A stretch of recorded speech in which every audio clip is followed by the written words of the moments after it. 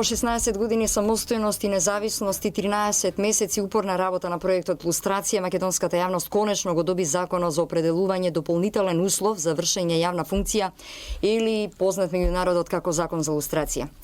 Има ли вистинско расположение кај нас да се спроведе вистинска лустрација? Имаме ли доволно сили, мотив и капацитет да се соочиме со минатото и конечно да се исправат грешките и да се победат неправдите?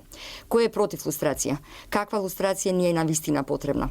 Ова се само дел од тезите за нашата денешна дебата, значи за дебатата на Македонското радио. Наши гости овој пат би рекла најзасегнатите, некои од жртвите од следењето и контролата на тајните служби.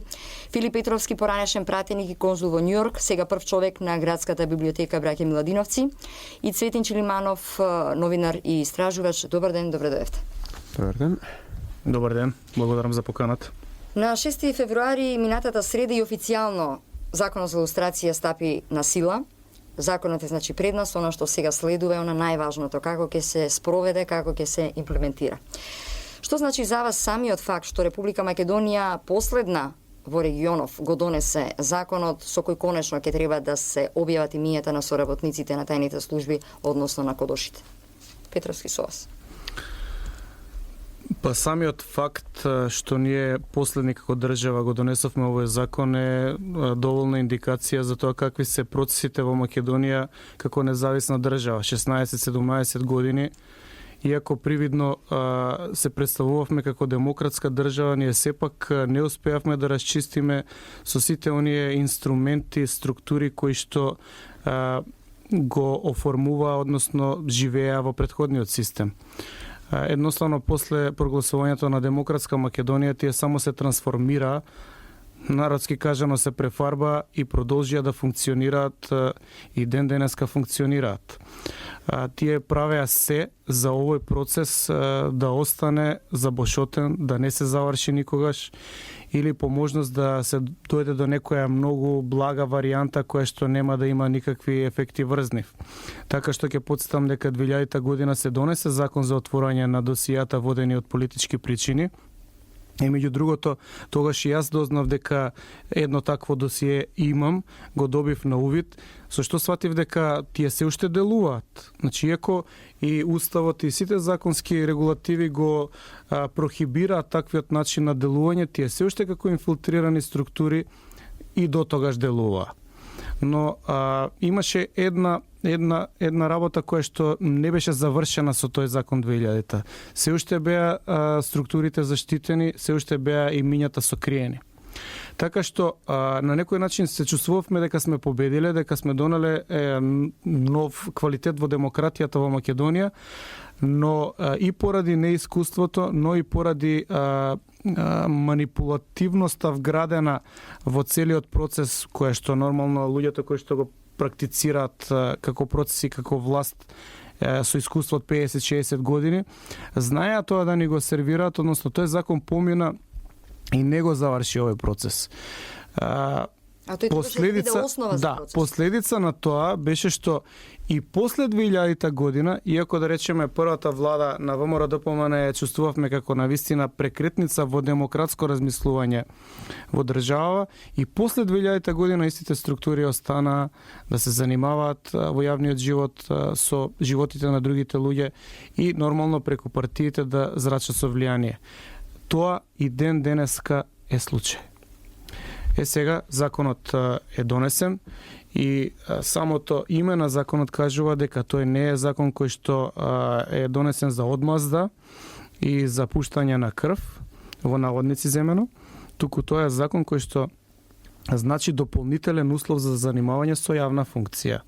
Но знаете како беше целиот процес, законот беше испратен, односно цело време омаловажуван или сопиран со објаснувања кои што навистина не држат, што за мене едноставно е индикација дека се уште тие структури во Македонија се многу силни и дека правеа и прават се за да тој процес се стопира. Но внимателните наблюдувачи на балканските прилики и секако на посткомунистичките транзициони прилики ќе забележат дека на сите држави кои што се определија за приклучување на демократската европска цивилизација и достигнувања што ги гради Европа, да речеме, последните 2 века, не можеа да избегаат од услови кои што им ги поставија, некогаш отворено, некогаш полуотворено, во смисол да се ослободат од структури кои што во посткомунистички уредувања останале да влијаат врз системите. За мене беше многу индикативно што и Бугарија и Романија на некој начин по влезот од 1 јануари во Европската унија беа принудени да делови, сегменти од овој процес на лустрација, односно откривање на имиња, објавување на интернет, зависно било која форма, но беа принудени да не го стават ад акта тој процес. Што значи дека процесот на лустрација можеме директно да го поврземе со напуштање на системот целосно, меѓутоа и со цивилизирање, односно враќање во некои демократски рамки и веројатно и како еден услов кој што не може да се одмине. И сега мислам дека сме на добар пат, но ни најмалку не сум сигурен дека е завршен процесот. Ова е само една фаза. Чигманов е новинар, истражувач, колумнист, би рекла, покрај Македонското радио, покрај колегите од Фокус, еден од единствените, односно малубројни новинари кои што бевме за да се спроведе процесот на лустрација, односно го поддржуваме овој голем проект. Воопшто како вие гледате на лустрацијата, како и во кој правец треба да се движи? Мора бидеме најасно зашто се работи тука. Значи се работи за еден систем кој што бил граден 50 и кусур години, че единствена цел е да се спречи создавање на опозиција во Македонија. Че се што може да заличи на организирано, финансиски моќно, интелектуално силно јадро на македонци кои што можат да бидат некој ривалитет на власта на комунистите, бил инфилтриран, бил апсен, бил прогонуван, бил прислушкуван, му бил уништувани бизнисите, ликвидации имало физички. Значи, тој систем си остана и после 91-а си останива независна Македонија. И тоа е сериозна пречка за демократијата во Македонија. Ние имаме фрапантен податок дека десетици партии во Македонија се формирани од луѓе кои што се службено вработени во МВР. Тоа мислам, и тоа дури тој обидот на актуелната власт да расчисти со тие партии, да ги пензионира полициските партии, падна на уставен суд, како и многу други работи што падна на уставен суд. Но, ајде, тие минорните партии на страна. Нормално дека главното, острицата на овој систем била насочена кон најсилната партија. Филип тука може многу повеќе да каже за таа работа, кон ВМРО ДПМН. И ние имаме исто така еден фрапантен податок дека ВМРО ДПМН 3 пати победува на избори, но еве и овој пат очигледно дека по трет пат нема да успее да го заврши тој 4-годишен мандат. Првиот пат беше нека експертска влада со пола луѓе на председателот Глигоров уфрлени. Так. Вториот пат се случи војна. Така. Претходно имаше една серија скандали медиумски, паш токму и разузнавачки.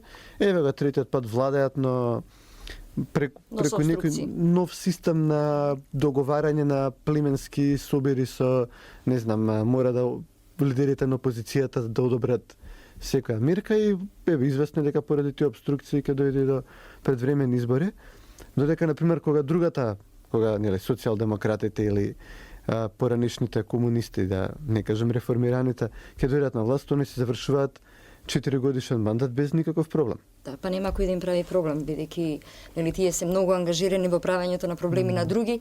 Петровски во 97 година бевте прв човек на барикадите, прв човек на протестите, од тука почнува и вашето полициско следење. Петровски, еве на македонската јавност само да соопштиме дека е првиот човек кој што своето полициско досие го отвори на свој блог на интернет, со оглед на тоа дека овде има и лична нота и емоција воопшто. Како се чувствувавте кога дознавте дека бевте следен од тајните служби? Знаете што, 2000 година кога го добив досието, со оглед на тоа дека имам 28 години, ми делуваше многу симпатично. Знаете, млад човек со досие, во смисол еден студентски лидер, тоа така било секаде во Европа. Ете, доказ за радикализмот, за бунтовноста, за една нова енергија. Меѓутоа, како поминуваат годините, се повеќе ми тежи. Ми тежи во смисол што откривам нови и нови димензии. Гледам дека тоа не е баш така несериозна работа. гледам дека препрочитувајќи ги по 100 пат страниците, сериозен државен апарат и ангажман на повеќе луѓе е вклучен, кои што имале една единствена цел да не спречат во процесот на добивање на власт. Значи, како сакате земете го тоа. Ние сметавме како млади луѓе дека се бориме за демократија.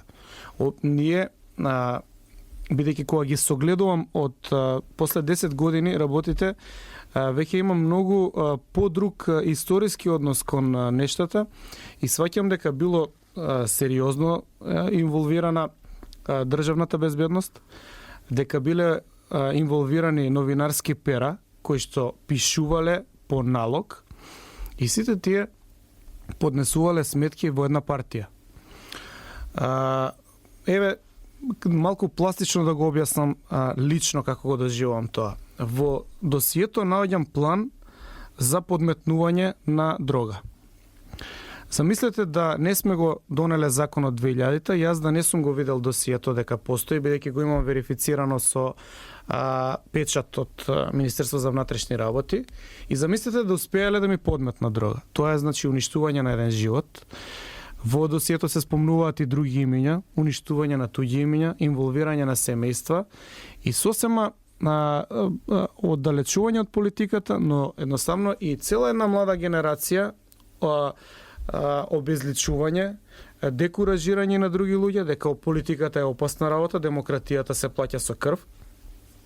Така што, еве да сумирам, да не бидам премногу долг, како поминуваат годините, откривам слоеви, многу слоеви кои што навистина бараат едно повторно размислување и бараат навистина изложување во јавноста, дебата, за да не се повторат. Кај мене помина оној занес, оној полет на младоста во кој што мислевме дека се можеме. Сега, едноставно мислам дека овој процес кој што мора да се одработи, мора да го дотераме до крај, за да не се повтори. Чулмеров пред малку и Петровски спомена дека ништо не би било можно, ниту една јавна функција да биде извршена, ниту еден голем проект да биде протуркан, па макар тоа било од кујните на СДСМ, како што било изминативе 50 години и 11 години од нивното владење, без медиумска подршка. Дека медиумите во Македонија се проездесовски ориентирани, тоа е факт. Тоа го говориме ние кои што се трудиме да бидеме објективни и да бидеме непристрасни и кои не сме политизирани. Така. Сега што се случува дека следењето, дека во тајните служби били инволвирани и новинари, Кодоши, тоа исто така факт. Затоа говори отварањето на би рекла онаа специјална каса која што до 98 година постоела и која со доаѓањето на Љубе Бошковски беше откриена, дека постоел посебен полициски оддел, посебна специјална каса од која што се плаќале со редовна плата тие новинари. Од тука значи произлегува и оправдано е зошто голем дел од новинарите го сатанизираат овој проект. Очекувате ли илустрацијата конечно да го исчисти и нашето милје, односно нашата сфера, да ја проветри, да исчисти нашата сфера? Па, како што се најавува сега дека ќе кодушите во новинарските редови ќе останат заштитени, ќе се знаат кои се, но ќе останат на работа, затоа што нели сите медиуми се приватни, приватна фирма има право да реши ако сака сите кодоши кај нас, како ја се изрази, мислам господинот Андов, ако сака само кодоши да вработува, нели, тоа е нејзина права. Така имаме кодошка телевизија, кодошко радио и така, мислам. Одлични етикети. Добре што барем ќе се знаат тие луѓе. За почеток. Нема да ќе им се отежни. Што тоа ќе значи за новинарството, кое што ни е комплетно ерозирано? И морално и во сите други нема да им се невозможно, но ќе им се отежни да уништуваат човечки судбини, да ја вртат политиката на своја воденица, да добиваат инструкции од Сабајле и пота пред основа тоа да поставуваат прашања на пресконференции, да пишуваат текстови. Да. Ќе биде се уште можно, но ќе биде доста потешко. Медиумите, значи во Македонија, факт е дека се под сериозна политичка обработка, сериозна политичка контрола. Ние имаме, не знам, поранешен министер за внатрешни работи, кој што е така прогресивен колумниста во водичкиот, нели, еден од водичките дневни весници, и дури се фали дека он го основал тој весник на крајот на криштата. Јас имав замисла кога почнуваше илустрацијата дека кога таа ќе заврши ќе останат можеби на 5-10 новинари во Македонија, но ева сега нели најавите оваа верзија на законот која што помина е дека новинарите ќе се тие, но ќе треба веројатно секогаш да ги подсетуваме луѓето при секој текст, значи, не знам како би го извела тоа, но треба да ги подсетуваме дека кога некој новинар ќе почне да сатанизира некого, или што е популарно баш кај неколку новинари кои што нели се најгласни против лустрацијата, тие се многу гласни против накривање на меѓуетнички тензии.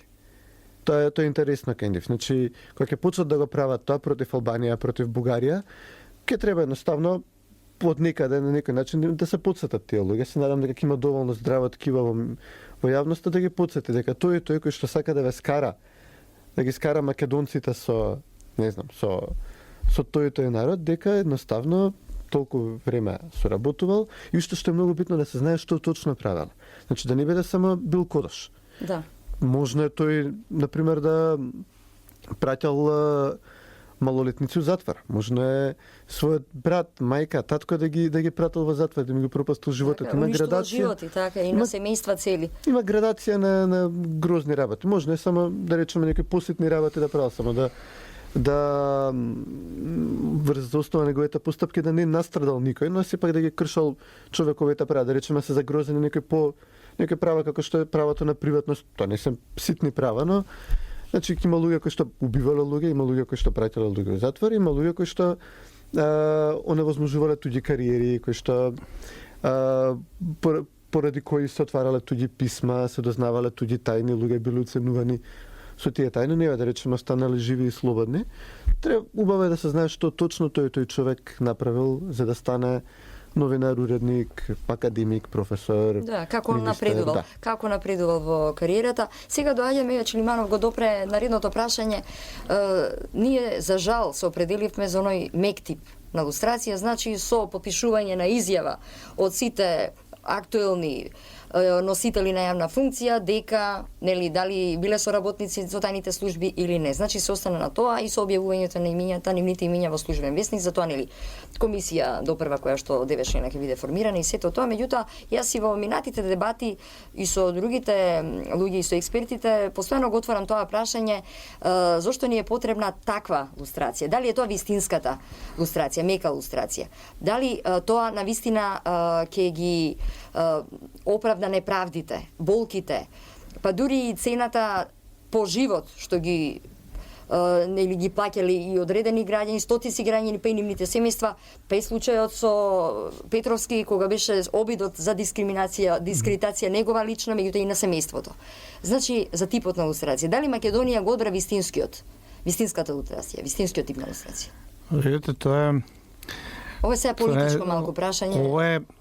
Ова е филозофско прашање. Меѓутоа е суштинско. Од проста причина што знаете како човечко око нема дно. И лесно може човек да посака да се одмаздува. Но со самото тоа ќе стане ист.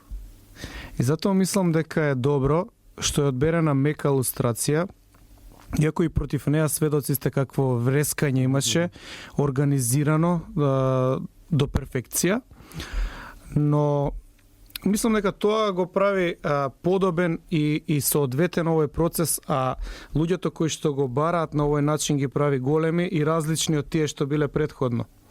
Бидејќи, еве и сега да повторам, нас не ни е потребна крв, не ни е потребна физичка дискриминација, не ни е потребно малтретирање или затварање. Ние сакаме, јас сакам, да ги видам тие луѓе надвор од политичкиот живот, за да не можат повторно да влијаат врз туѓи животи.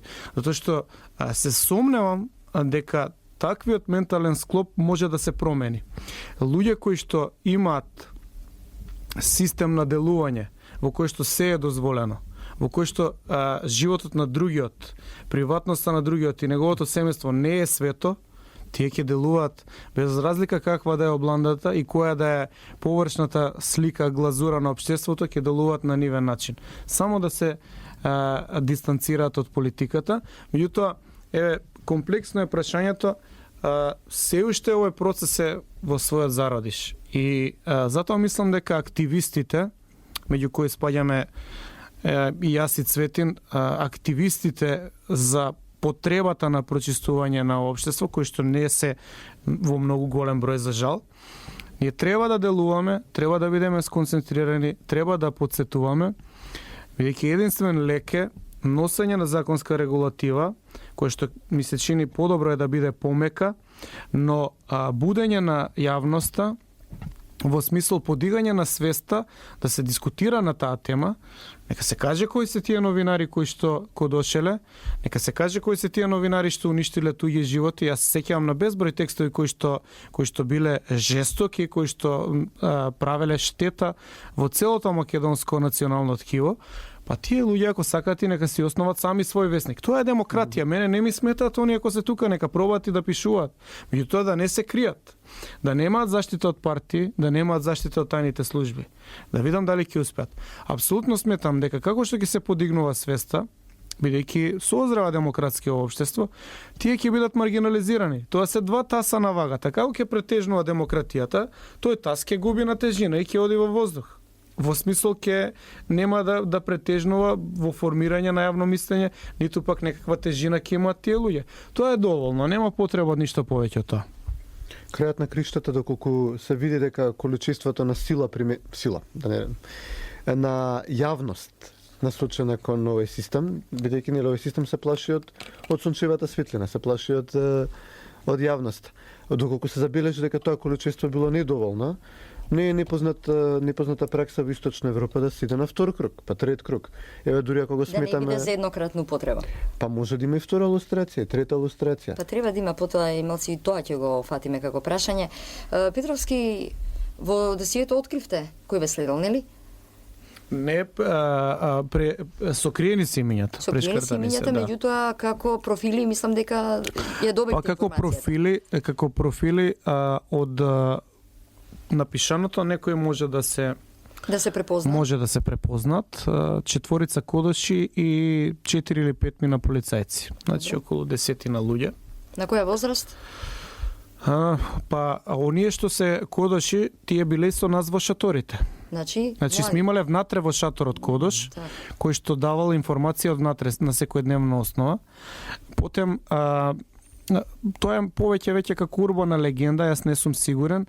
Мене некои од луѓето што беа внатре ми зборуваат дека откриле камера во една од грмушките, дека имало камера која што снимало се. Но една работа е сигурна, дека целото присуство наше таму беше 24 часа следено.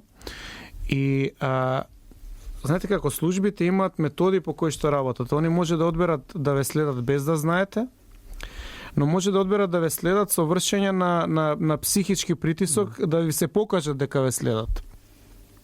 Мене такво нешто ми се случи во Куманово, од човек кој што е високо рангиран во денешните служби на ДБК, значи високо рангиран со позиција. Се уште? Да, се уште. Тој човек мене ми претеше по живот, значи со ликвидација. Така што целиот процес е навистина страшен и мислам дека за тоа е потребна јавност, за да се подигне на високо ниво свеста и да не се дозволи. Едноставно, ако јавноста е против тоа, службите не би можеле тоа да го применуваат, без разлика дали се кодоши или вработени во службите, па или ако сакат и новинари. Ова прашање го поставив од друга причина. Нормално да знаеме и оваа работа суптилно, нормално и она што треба да го знае јавноста и мора да го знае. Меѓутоа нешто друго е интересно. Говорите дека соработниците, односно кодошите, дел од нив биле и млади, дури помлади од нас, така и разбрав. Тоа значи дека кодошката структура не припаѓа само на повозрастните, да речеме сега на пензионираните, бидејќи зборуваме за систем од 50 и кусур години. Значи ли тоа дека кодошката структура се регенерира? И како против тоа? Секако. Како против тоа, со оглед на тоа На дека имаме процес кој што значи се работи за еден период од 91 година навам. Меѓутоа, што со луѓето кои што се обучени, инфилтрирани, кои што се уште не се откриени? Ме разбирате Јас не знам дали тие луѓе биле обучени според нивната психолошка конституција, тоа беа најобични луѓе во наша околина. Јас мислам дека не ги обучуваат, туку ги врбуваат. Да. Значи им подметнуваат нешто, ако се ситни криминалци, ги уценуваат, може да ги приведат, малку да ги тортурираат, ако ги видат дека се психички послаби, да ги заврбуваат и веќе ги користат. Или ако се амбициозни, па не мора ни да го Има и се такви. закануваш. Да, Има и такви кои што прифаќаат веројатно соработка за да напредуваат. Да. И мислам дека јавноста Тој е ќе биде чест случај. изненадена ако ќе види како луѓето напредувале и во независна Македонија во сите партии. Така што мене не ми пречи структурата што е заврбувана од млади луѓе, бидејќи секогаш ќе има луѓе кои што се подложни да ги врбувате. Не постои механизам кој што на тие што врбуваат ќе им стави до знање дека прекршуваат закон и со тоа нема да може да бидат толерирани, туку ќе може да одговарат. До 98 година апсолутно повеќе од јасно е дека тајната полиција немала никаква узда поврзана со закон, туку дека служила исклучиво на идеолошка структура и дека немала скрупули. Не Тоа е било тоа ни средства, ни Никако. методи. Имаме ние и други Составување на досиеа. цели. Јас сум видел стотици досиеа, бидејќи на некој начин ова е моја лична кауза, не поврзана со никаков политички ангажман. Како што ви реков, бремето станува се потешко секој ден. Таа лична кауза на мене ме обврзува да се упатам во тоа и да пробам како поединец да се изборам за човековите права, односно за правото на поединецот во општество да биде 1 милиметар повисоко или 1 грам потешко, односно поголемо. Во тој смисол, нашиот систем е се уште намерно закржлавен. Ева една мала дигресија. Собранието на Република Македонија има комисија за контрола на тајните служби. Своевремено, по игра на судбината, јас бев член како пратеник и ги посетував дел од структурите, бев член како пратеник во таа комисија и ги посетувавме структурите кои што го имаат организирано и следењето на партијата ВМРО-ДПМНЕ. И можам да ви кажам дека се прави да сите тие структури кои што треба да ги контролираат овие тајни служби, полиции, бидат протоколарни служби, да се сретнат, да си поразговараат, да прочитаат некој извештај и да се пофалат во општеството дека се членови на таа комисија. Како комисија за култура, или спорт. Да. Оваа комисија буквално треба да има многу сериозна тежина во општество. Јас немам слушнато И сега не функционира. 16 години комисија. некој да фати здраво таа комисија и да го вложи својот авторитет како поединец за да стави под контрола, не контрола во смисол да си ги стави под своја контрола, туку под општествена цивилна контрола која што е дел од демократијата, од фундаментите на демократско функционирање на едно општество, нема такви луѓе. А сите се тепаат да бидат членови во таа комисија. Така што има многу работа во општеството, работата само е на својот почеток. Да, таа комисија носи и за некој престиж, сакаат да кажат пратениците дека се комисија што ги контролира службите, а всушност реално не се вршат работата. Дури во разговор со мене Песа Драхич, пратеникот кој што е председател на таа комисија, рече дека он знае дека и него го прислушкуваат. А он е единствениот повикан во земјава кој што може да провери дали го прислушкуваат. Но ова што го кажа Филип е многу интересно да се избие еден од аргументите на противниците на лустрацијата. Далеко од тоа дека дека сметаме дека воопшто било кој смета дека Македонија не треба да има безбедносна служба и нормално дека таа безбедносна служба треба да врбува и млади луѓе. Тука не е ништо спорно. Спорно е ако таа безбедносна служба се злоупотребува за политички цели. Таа служба треба да се бори против организиран криминал, треба да се бори против обиди организирани за уривање на националниот уставниот поредок, да речеме требаше да ја спречи 2001 година, а далеко од тоа дека треба да се бори за растурање на една партија со цел нејзината матична партија, бидејќи сега сите викаат дека кодошите дека има кодоши од еднава и од другава страна, тоа не е точно. Факт се знае која партијата што го градел овој систем, се знае која партија е жртва на овој систем и да не се лажеме. Се знае дека СДСМ или СКМ или СКЮ или кој се, со овој систем го дисциплинирале ВМРО и другите опозицијски движења во Југославија, црквата, селаните, буржуазијата, интелигенцијата и така натаму. И треба таа служба да се впрегне на реални работи, кој што навистина Македонија има реални безбедносни закани и нас не треба таа служба, но не да губи време на 10 агенти да фрчат околу Филип, кој што сосема легитимни, легално се бори за власт. Студенти, да. кои што изразуваат некое свое уставно загарантирано право да се побунат, право на протест, да право кажат на што си слобода на мислење. Слобода на мисла, на збор. Да. Они ки ту фрлаат луѓе да кажат дека си не си студентски лидер, него дека си студентски дилер на дрога и не знам ки фрлаат луѓе да викаат не знам нацистички пароли со гасни комори кои што потаке кажат нели дека протестите се. Тоа беше направено за време на протестите се појави една субверзивна група која што подели летоци кои што повикува на елиминација на други националности. Исто така се појавија во еден ден транспаренти кои што понатака никаде не може да се открие како дојдоа и каде завршија и бидејќи беше се во спрега ставено, новинарите тоа си го подигна на највисоко можно ниво и целите протести беа комплетно оценети и обоени во сосема други и дискредитирани. Но видете, тоа е свртување на историските текови. Значи тоа е сериозен проблем, затоа што ако една голема група, голем процент на македонската младина покажала на некој начин зрелост да протестира, да се бори за своите права, да изразува мислења за уставот, да изразува мислења за закони, да бара уредување на образовниот систем, без разлика и да не била во право. Но ако цела таа групација била канализирана демократски, друг ќе бил исходот после 10 години. А друго ќе биде ако цела таа групација била на тој начин истретирана како што е. Земете еден пример. Колку во 17 години колку млади луѓе оформени како политички личности произведоа сите партии? Нема повеќе од 10-15 луѓе. Значи се прави систематски да се оддалечуваат луѓето, ако се види некаква опасност за системот, тие луѓе се оддалечуваат по секоја цена. Добиваме за возврат мастодонти кои што прават нови партии, кои што менјаваат бои на секои избори, но секогаш се во власт.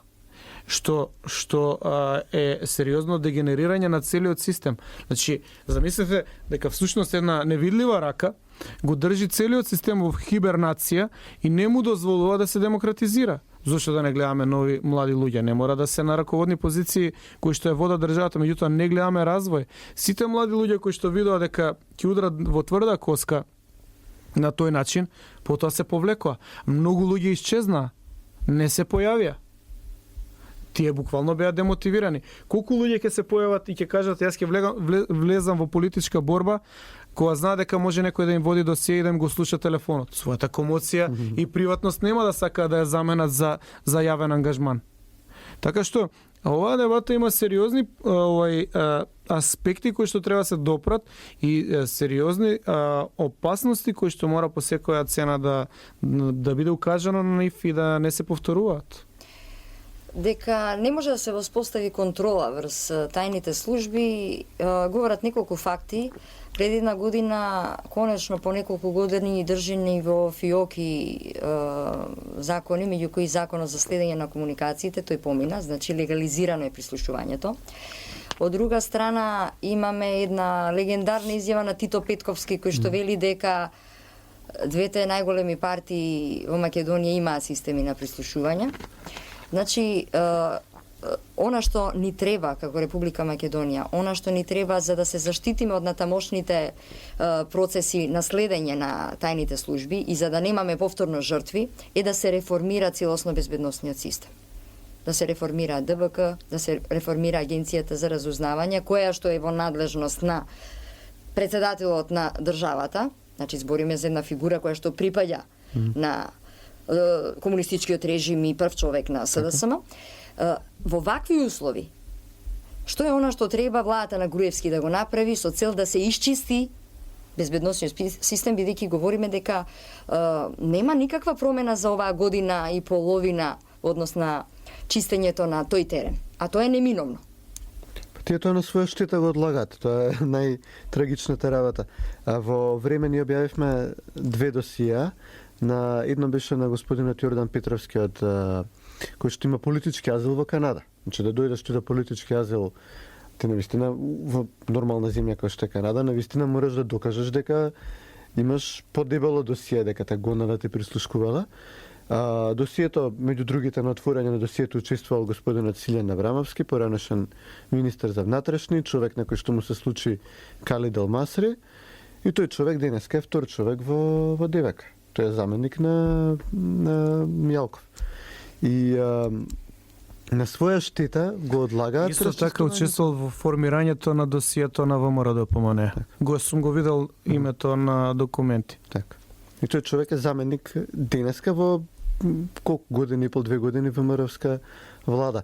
Значи, не знам која е причината за што не може да се покрене дисциплинска постапка, не знам, прераспределба на друга функција, крајот на криштот, не мора да е ради досието на ВМРО, поради Калид Алмасри или поради било што, погрешно паркирање, мислам. Не знам зашто Ако се сака ќе се најде причина, апсолутно. Се нема. Не знам што немам одговор. Видите, јас се плашам дека уствари, всушност, тие структури се толку добро организирани што не постои партија со доволно развиена демократска свест која што сака по секоја цена да расчисти. Но убеден сум дека секоја партија која што нема силно да се судри со потребата од цивилна контрола во насока на заштита на човековите права и слободи на поединецот, кој што нема да се судри со било која организирана структура во општеството, дека на крајот ќе плати најголем цех. Затоа што тие се толку добро организирани, што сега предпоставувам, бидејќи сум упатени во партискиот живот, сега се тие најголеми ВМРО-овци. Да. Сега се сите тие зборуваат против СДСМ, против комунистите, предлагаат мерки како со нив да се делува, како да им се намести нешто, што да им се справи, да прикажуваат лојалност.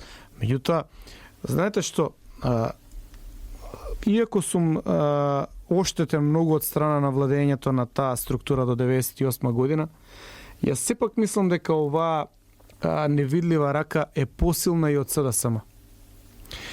Јас мислам дека таа со време толку се има организирано, толку се има поврзано, што делува како рака која што е над политичкиот систем. И треба многу голема желба, волја и силна определба за таа да се стави под контрола. И тоа ми се чини дури дека е опасна работа. Да, ние Што мислите за регионалното поврзување? Еве соседна Србија, тука ние имаме фини структури, соседи кои што исто добро го имаат разработено тој систем. Колку мрежно, односно регионално се завршува целата работа со тајните служби, бидејќи тие соработуваат меѓу себе. Нашата тајна служба беше подредена на белградската, ние немаме автономна тајна служба, а за српската тајна служба, мислам, се знае до која дереџа стигна, до формирање на паравојни единици, до атентат на премиерот, се губија. Мислам, ви имавте ситуација шефот на специјалната единица за брзи реакции во српската полиција, истовремено да и шеф на мафија, на најголемата мафија во земјата. Тие две функции по правило треба да се неспојиви во нормална држава. Не, на крај си го човекот се покаже дека е држава и дека е посилен од легалната држава. Тоа се покажа со убиството на Джинчич. А ние сме филијала. Ние секој сме биле филијала, никогаш не сме биле. Филијала, што мислите? Петровски. Па не сум сигурен, некои случувања, како да речеме палењето на американската амбасада, покажаа дека тие можат 99-та година, што е сосема близко до денешниот ден, дека можат многу брзо да се организираат и да го насочат јавното мислење без од негативната енергија во насока која што на нив им одговара. Да ве подсетам палењето, односно не палењето на влегувањето во парламентот за време на војната. Исто така инструментализирано. Со тие се, знаете како кај нас некои работи многу брзо се забораваат. Но тоа се индикации за силата, односно организираноста на такви структури, кои што се веќе на дело може да кажеме дали се јаки или не се јаки. Така што во последно време не гледаме некоја силна пројава, веројатно затоа што Белград има многу големи проблеми со Косово. Можно е да тие папочни врски на некој начин се прекинуваат или хибернираат, но секогаш структурата може на повик да биде разбудена. Сега со статусот на Косово, со признавањето на Косово, Македонија има биде тест проба, нели? Македонија... Се види како ќе се однесуваме и воопшто во однос на тој случај. Мислам дека и за тајните служби тоа ќе биде. Знаете како што се пропушта, што мислам дека е многу значаен сегмент. Ние 17 години не работиме на формирање брзо, цврсто, енергично на македонска нација.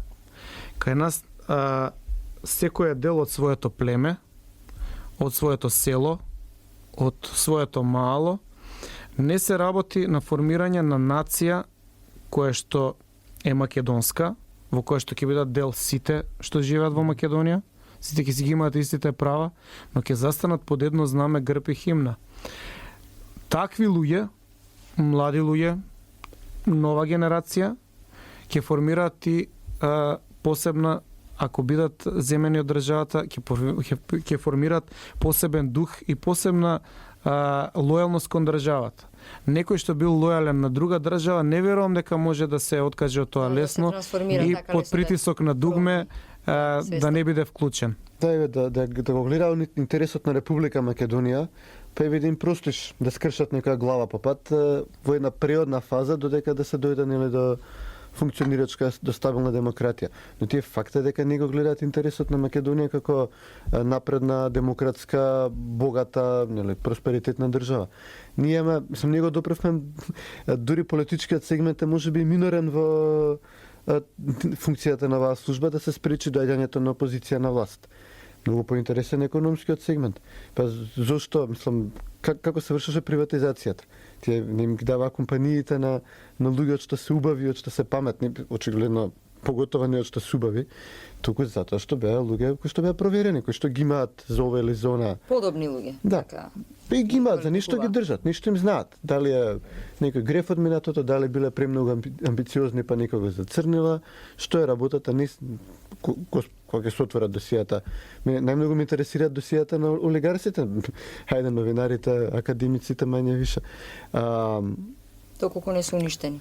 И создадена едно олигарсите.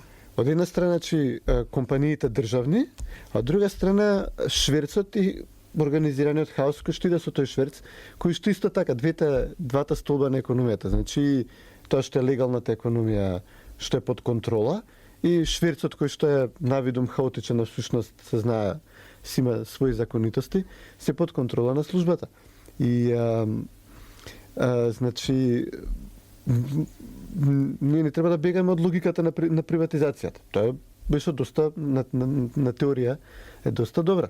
Се даваат компаниите на луѓе кои што ќе го гледаат интересот на компаниите, кои што ќе имаат интерес таа компанија да биде богата, напредна, да има потрошувачи, значи народот да биде богат и напреден, да има кој да ги купува производите и услугите на таа компанија, државата да биде стабилна, да биде економијата да се развива.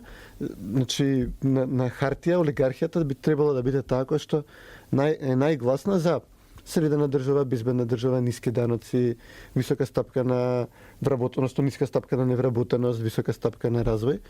А ние гледаме дека кога олигархијата е на власт, дури кога е капитални примероци на олигархијата се премиери или министри, или кога нивната партија, нели, Бранко Црвенковски и тие 12 директори се на власт, дека тогаш цветат хаос, цвета беззаконие, тогаш не се случува Кондова, тогаш се случуваат Арачинова, тогаш се прават фингирани сценарија, се отвараат да се одвлече вниманието, да се дефокусира вниманието на јавност. Не постапува логично. Да. И тоа покажува, постапува во корист, не работи во своја корист, работи во своја штета. И тоа укажува дека тие имаат, значи, делот тој хаосот кој што го ставаат да владе, од шверцот, од криминалот, дека тие добиваат некој процент или дека му се плашат на шверцот и хаосот, затоа што едноставно своите интереси не ги гледаат. Не сакаат да направат стабилна држава не за народот, за себе, чисто за нивната компанија ќе вреди утре повеќе, а тие луѓе се ракоположени од службата и едноставно се однесуваат толку нелогично што тоа пак кажува дека има нека логика за тоа, но дека тоа е превртена логика. Имаме време да го отвориме уште прашањето за законот за рехабилитација, за 6 месеци треба да биде подготвен. Веќе има шпекулации на овој план. Значи, уште се подготви, уште не е донесена, веќе во јавност имаме шпекулации, што значи дека имаме медиумска логистика, имаме и друга логистика. Вака, Петровски, ви објасниме што тој закон за рехабилитација вистински треба да донесе.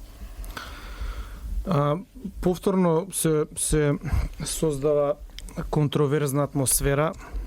Секогаш наредниот чекор кој што се прави за да се ослободиме, односно да се демократизираме, да поставиме една нормална платформа на функционирање, се дочекува на нож и како што гледам, тоа станува организирано. Повторно, иако да речеме и го донесовме законот за лустрација. Но тој закон не е комплетен ако не се обратиме, односно ако не го затвориме прашањето или да го отвориме уште еднаш за да го исчистиме прашањето на лицата што се политички судени за идеите за Македонија, бидејќи се дистанцирани, одземани им се граѓански права, затворани се, дел од нив се ликвидирани, семејства се прогонувани. Имаат до ден денешен последици од секаков тип, од финансиски, економски, здравствени, не можеле на исти начин да се пласираат во општеството. Значи, треба да кажеме кои се тие луѓе кои што се осудени политички. Треба да им се извини државата. Сега модусите ќе се бараат. Гледам дека одредени корпуси, одредени групации, ако сакате и одредени етникуми, сакаат да го свртат тој процес во едно генерализирање. Во смисол, сите политички затвореници, сите се политички затвореници и политички судени, па и оние што се бореле за голема Албанија. Да расчистиме. Не се политички затвореници тие што се бореле за голема Албанија. Тоа се луѓе кои што се бореле за насилно уривање на уставен поредок, односно создавање на друга држава. Оние што се бореле за независна Македонија не може да се стават во исти кош со таквите луѓе. Секако, можеби некој од албанците кој што политички се борел за демократско изјаснување, за дискусија, за создавање на политичка партија, бил подведен под групација, да речеме, тие се терористи, тие се за голема Албанија и биле судени. Значи, треба да се разгледаат поединечно примерите, треба и на таквите луѓе да им се даде рехабилитација, но не да се создава сега едно генерално една слика дека ќе се и терористите рехабилитираат, па дури ќе им плаќа државата. На тој начин, оние што се плашат од процесот на рехабилитација, која што би била вистинска, создаваат брана кај јавноста, за да сосема се створи една погрешна слика за овој процес. Кажете ми, некој семејство од Струмица, кое што има жртва, кое што било прогласувано за бугарашко семејство, кое што има 5 мина емигрирани од тоа семејство. Не заслужували да се каже вашиот дедо беше осуден идеолошки, а се борел за Македонија, дали да биде независна, дали да биде обединета држава во сите три дела, но за идејата за Македонија да му се признае и да се рехабилитира, да се каже дека бил осуден од комунистички југословенски режим. На тој начин ќе се дополнително затвори овој процес и ќе се исправат по мене историските неправди. Модусите, дали ќе треба да се исплаќа, дали ќе треба да се прави компензација финансиска, не можам да кажам какви треба да бидат, бидејќи не сум нити во контрола на државни пари, ниту знам колкав е волуменот. Јас би сакал да и дебатирам за платформа од која што треба да тргнеме. Секако дека има експерти кои што може да ги земат сите тие работи во предвид, да ги обединат, но еве тоа би била една јавна дебата. Мојот став е секако дека мора да се продолжи со овој процес. Мора да има рехабилитација, а модусите нека ги барат секако законодавците, па ќе видат и со стручни лица како тоа да се изведе најдобро. Да, како човек чие семејство било гонато во времето на комунизмот, јас сметам дека ова е навистина неопходна работа за национално помирување меѓу македонците, че да ги бидејќи навистина некој имало ситуации кога било проблем државава да ја чувствувам како своја. Национално помирување и со албанците и со турците. Не сме да забораваме дека турците биле масовно протерувани од таа комунистичка Југославија. Мислам дека е апсолутно неопходен процес рехабилитацијата. Треба да му се честите на господинот Стојан Андов тука. Тој човек што све не претрпе, значи за илустрацијата, значи и карикатури, и што све не се зборуваше за него, дека бил не знам, дека он сака председател да стане, па дека он има досие. Мислам, што све не се, какви се гадости не се зборуваа за него. Еве гледам се почнуваат нова тура дека сака да ги рехабилитира, да ги награди терористите, качаците, балистите. Мислам дека народот знае дека веќе со овој втор закон тоа треба да го свати со малку резерва. Се до тоа што се зборува за законот и за господинот Андов, дека не е тоа ништо страшно, напротив дека е неопходна работа и дека треба да се истурка до крај. Добро, ова е повод повеќе и Македонското радио сериозно да се позанимава, односно да продолжи да говори на тема на илустрација, така да наредната тема, најверојатно кога законот веќе ќе биде подготвен, ќе биде токму на тема закон за рехабилитација. Се надам дека тогаш ќе бидете повикани, па вака да ги слушнеме забелешките и нели вистинските ставови на вистинско место во вистински круг, нели? Тоа е тоа, немаме веќе време, ова беше четвртата поред трибина на тема илустрација. Наши гости Филип Петровски, поранешен пратеник и конзул во Њујорк, сега прв човек на библиотеката Браке Миладиновци, и Цветин Чилиманов, новинар и истражувач. Благодарам, пријатна вечер од мене Снежана Димовска и од колегата Сашо Николовски.